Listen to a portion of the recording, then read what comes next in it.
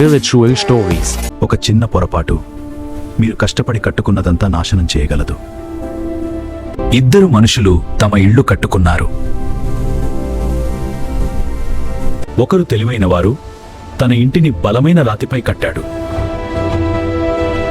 మరొకరు ఆలోచించలేదు, తన ఇంటిని ఇసుకపై కట్టాడు. కొంతకాలం తర్వాత భారీ వర్షం వచ్చింది, గాలి బలంగా వీచింది. ఇసుకపై కట్టిన ఇల్లు ఒక్కసారిగా కూలిపోయింది. కానీ రాతిపై కట్టిన ఇల్లు మాత్రం ఏ తుఫాను వచ్చినా స్థిరంగా నిలబడింది. అప్పుడు యేసు వారిని చూసి మృదువుగా ఇలా చెప్పారు, నా మాటలు విని వాటిని ఆచరించే ప్రతి ఒక్కరూ బలమైన రాతిపై ఇల్లు కట్టిన జ్ఞానమైన వాడిలా ఉంటారు. కానీ నా మాటలను విని కూడా ఆచరించిన వాడు ఇసుకపై ఇల్లు కట్టిన మూర్ఖుడిని నిర్మించండి.